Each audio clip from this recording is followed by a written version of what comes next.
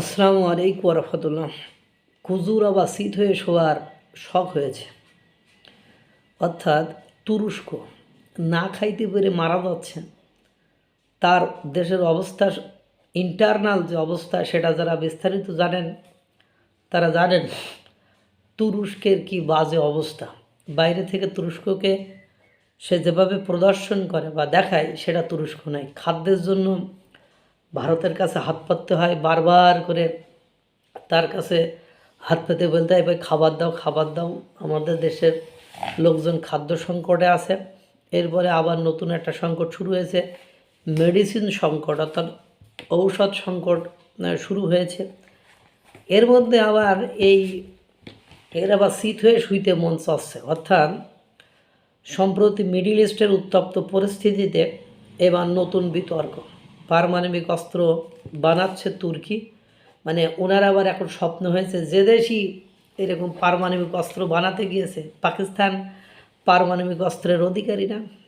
পাকিস্তানের অবস্থা দেখছেন কি, খাওয়ানো হয় না। পাকিস্তান ঋণের টাকা পরিশোধ করতে পারে না। পাকিস্তান মানে যুক্তি তুরস্কর প্রেসিডেন্ট এরদোয়ান যা দিয়েছে, পাকিস্তানকে দেখলে বোঝা যায় সেই যুক্তি খাড়া যুক্তি।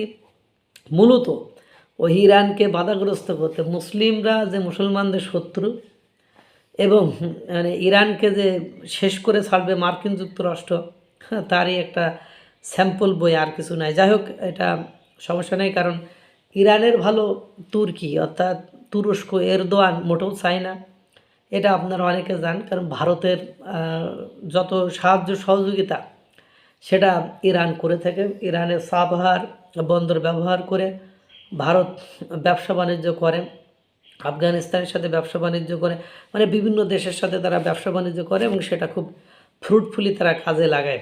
এখন ইরানকে ধ্বংস করার একটা পরিকল্পনা, বা ইরান আমেরিকা যখন যুদ্ধ সন্নিকটে, বা ইরানে যুক্তরাষ্ট্র যুদ্ধ হবে হবে ভাব, এই সময় ঠিক এরদোয়ান এটা বলে কি জাহির করতে চাইলো, সেটা কেই বা জানে।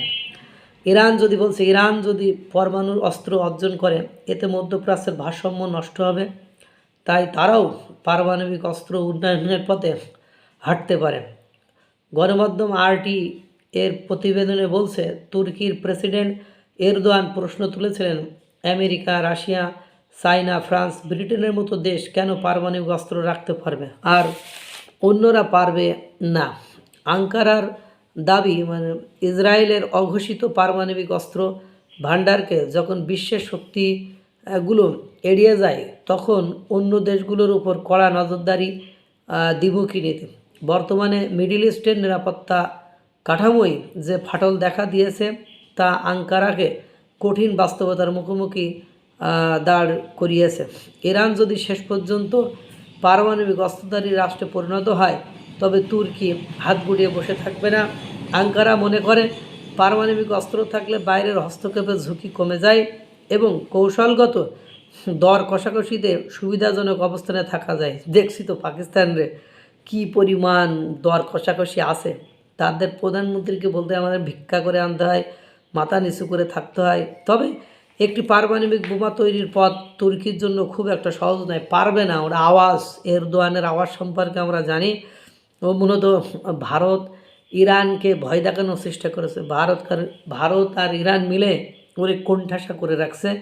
ভারত তো মনে করেন খাদ্য সামগ্রী, ঔষধ, তারপরে ওর সাথে কোনো ব্যবসা বাণিজ্য নেই, এবং ইউরোপীয় ইউনিয়নের মাধ্যমে বা সোর্স ব্যবহার করে ব্যবসা বাণিজ্য করবে, সে পথও বন্ধ করে দিয়েছে। যদিও রাশিয়ার সহযোগিতায় পারমাণবিক বিদ্যুৎ কেন্দ্রের মাধ্যমে এরদোয়ান এই খাতে অনেক দূরে মানে এগিয়েছে। আরটির প্রতিবেদন বলছে, পারমাণবিক অস্ত্র চুক্তি স্বাক্ষরকারী দেশ তুর্কি। এতে তারা সরাসরি বোমা না বানিয়ে অস্ত্র তৈরির সব প্রযুক্তি এবং সক্ষমতা হাতে রাখতে পারে, যাতে প্রয়োজন পড়লেই দ্রুত সময়ে তা প্রস্তুত করা যায়। যদি সৌদি আরব ইরানের পাল্টা হিসেবে পারমাণবিক সক্ষমতা অর্জনের চেষ্টা করে, তবে মিডিল ইস্টে পারমাণবিক প্রতিযোগিতার হিড়িক পড়ে যাবে। মানে পারমাণবিক প্রতিযোগিতার হিড়িক, ওদিকে ইরান, এদিকে সৌদি আরব, এদিকে তুর্কি। মানে তুর্কি যে অর্থনৈতিক অবস্থা বা শক্তি সামর্থ্য আছে, তুর্কির পক্ষে এটা কখনো কোনোভাবে সম্ভব নয়। এটা ফাঁকা আওয়াজ। কেবল ওই ইরান আর ভারত যেহেতু নাজেহাল করে ফেলতেছে তুরস্ককে। সেক্ষেত্রে বাঁচার উপায় হিসাবে একটু ফাঁকা বলি আর ফাঁকা আওয়াজ যেদিনে তৈরি করবা তার আগে অনেক এগিয়ে যাবে। এটা তোমার ধ্বংস অনেকটাই নিশ্চিত করে ফেলেছে। আল্লাহ তাআলা সকলকে ভালো রাখুক, সুস্থ রাখুক। আসসালামু আলাইকুম ওয়া রাহমাতুল্লাহ।